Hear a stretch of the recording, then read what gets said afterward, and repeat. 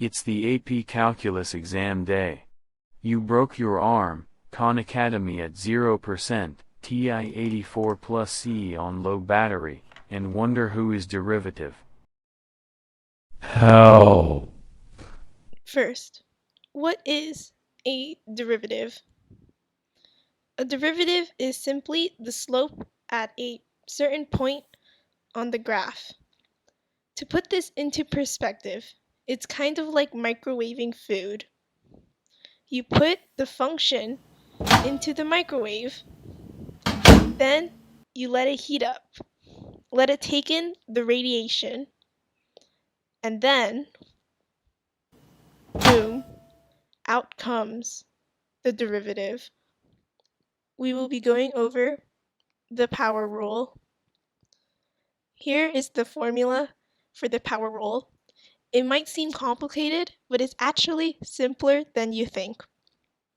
To break it down, you essentially just take the exponent and bring it to make it the coefficient of the function, and then you keep the x and you take the exponent minus 1.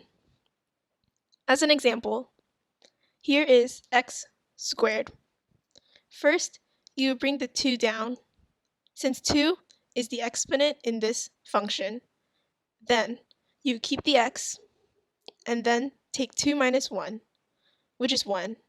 And so 2x to the power of 1 would be the derivative of x squared. Another example would be 2x to the power of 4.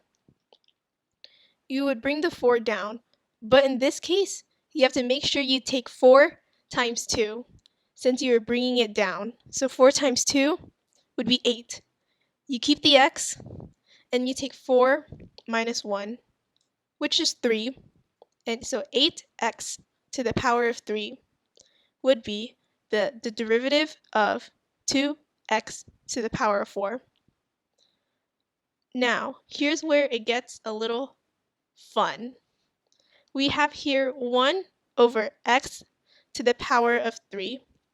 Now, you can try to take the derivative here using the power rule, but it would be much easier if you converted it to this form. It makes it easier to use the formula. From here, it would simply be negative 3, since you're bringing the negative 3 down, x. And so negative 3 minus 1 is negative 4. And that would be your answer. But to simplify it, we can put it back into the fraction form and make it negative 3 over x to the power of 4. And that would be your final answer.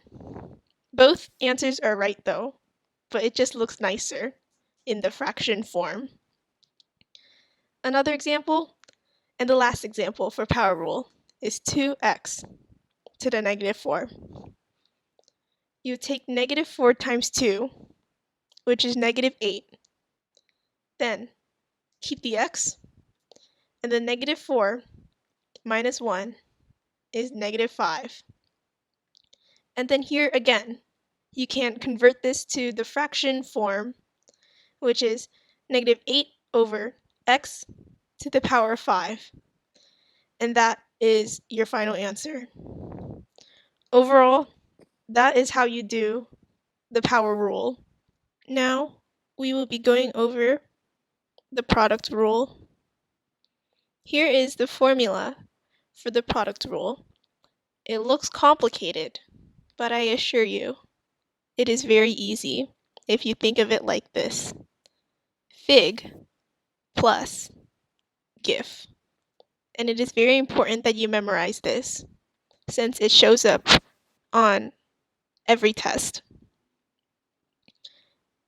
Fig plus GIF is basically the simplified version of the actual formula. As you can see, both the Fi in Fig and the F in GIF represent the F prime of x and then F of x. Notice how Fi has the prime while F does not have the prime. Additionally, it is the same thing for g and j. G does not have the derivative symbol, the prime, while g does have the prime. Now, let's go over an example question. Feel free to pause to try the question yourself. In example 1, we have h of x equals x squared times sine of x. And it says here, find h prime of x. Pretty easy. Let's start. In step 1, let's identify the fig and gif, aka the f of x and g of x, in this example question. We can see that x squared is f of x and sine of x is g of x. Now that we know which is which, let's move on to step 2, which is setting up the derivative using the formula. Let's start by writing h prime of x equals. Then you start off with 2 of x, since the derivative of x squared is 2x. Then you keep g of x the same, so that would be sine of x plus g prime of x, which would be cosine x. And then now you times it by normal f of x, which would just be x squared. Now, step 3 would be to simplify, but since this is in its simplest form, it would be your answer. Now, let's move on to example question 2, being h of x equals 3 minus x squared times x plus 6. Find h prime of x. Step 1 is to always identify which one is f of x and which one is g of x. We can clearly see here that f of x is 3 minus x squared and g of x being x plus 6. Now that we know which is which, let's move on to the setting up of the derivative. Always begin with h prime of x equals, then you would take the derivative of f of x. As you can see, it is negative 2x. The derivative of 3 is nothing, so we can get rid of that. That leaves you with negative x squared, which would be negative 2x. You keep g of x, which is x plus 6, plus the derivative of g of x being just simply 1, since the 6 is nothing. You would then keep f of x, which is 3 minus x squared. Now you'd simplify, and you can simplify it into h prime of x equals negative 3x squared minus 12x plus 3. And that is your answer. So that would be the derivative of example question 2. Last one, example question number 3. H of x equals x to the 5 times x plus cosine of x. Find h prime of 1. Now this is different from the last 2 questions because now you are not asked to find h prime of x, but you are asked to find h prime of 1. This means you would plug 1 back into the derivative equation. This would begin like any other question. You would identify which one is f of x and which one is g of x.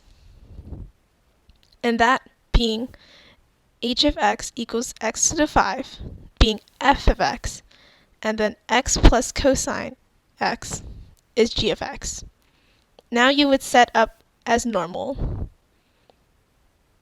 H prime of x equals 5x to the 4 being the derivative of f of x. You keep g of x, x plus cosine x, plus the derivative of g prime of x being 1 for the derivative of x minus sine x being the derivative of cosine x. And then you would keep f of x, which is x to the 5. Step 3 is simplifying. Simplifying would make it easier to solve the question, but is not necessary. But we will do it anyways. And this is the simplified form of the derivative. Now using this equation, we can then find h prime of 1, since we already have found h prime of x. So you just plug in 1. You take the simplified form or the non-simplified form if you're like me and don't want to simplify. But we did it anyway, so we're going to use the simplified form. Step 4 is to plug it in and always round to the third decimal place because that's what the AP exam wants and you want to pass the AP exam. So therefore we will round to the third decimal place. So then you plug it in, h prime of 1, and each spot that has an x, you put 1 in. And then you just plug it in your calculator and you get h prime of 1 equals 7.860. And that is your final answer. Now it is time for the flash round. In this game, let's identify some trig identities you may need when finding a derivative. Let's begin. Let's solve a few of these questions. You will have 3 seconds. 3, 2, 1. Now let's see the answers. The derivative of sine u will be cosine times u prime because of chain rule. The derivative of secant u would be secant u times tangent u times u prime for chain rule. An easy way to remember the derivative of secant would be sec-tan.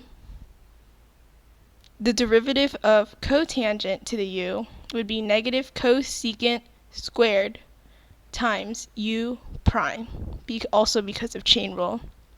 Next. Amazing! 3, 2, 1. Let's see the answers. The derivative of e to the u is simply e to the u, crazy, times u prime. The derivative of natural log to the u would simply be u prime over u. And lastly, the derivative of cosine to the u would be negative sine to the u prime. Splendid. Alright, now it's time to divide using the quotient rule. Yeah. The formula for the quotient rule is f prime of x times g of x minus g prime of x times f of x over g of x squared. A similar way to remember this, just like product rule, is fig minus gif. You knew it, yo! Alright, now time to move on to the first question. G of x is equal to 6x squared over 2 minus x.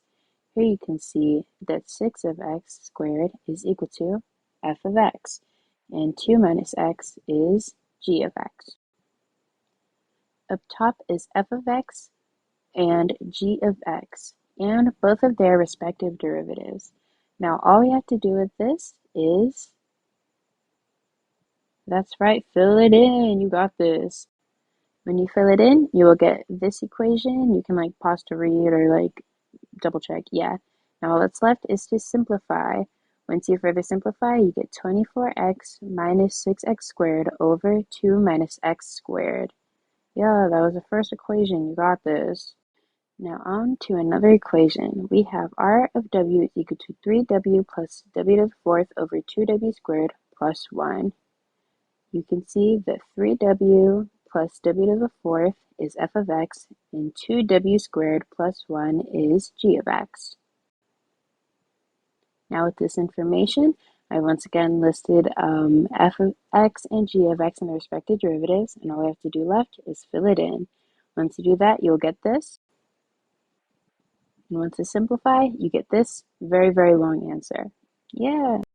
Now onto implicit derivatives. The rule for implicit derivatives is whenever you take the derivative of y, multiply it times dy over dx. For the first equation, we have 3x squared y plus xy squared equals 3. So first, you can use product rule. You get 6xy plus 3x squared times dy over dx. Then you add y squared plus 2xy times dy over dx again equals 0. Now you factor out and isolate dy over dx. When you do this, you get dy over dx times 3x squared plus 2xy equals negative 6xy minus y squared. After that, you just solve for dy over dx, and you get negative 6xy minus y squared over 3x squared plus 2xy. For another equation, we have x squared y to the fifth plus y squared equals 9. Once again, use product rule, you get 2xy to the fifth plus 5x squared y to the fourth times dy over dx. Then you add 2y and multiply that times dy over dx too, and that is all equal to 0.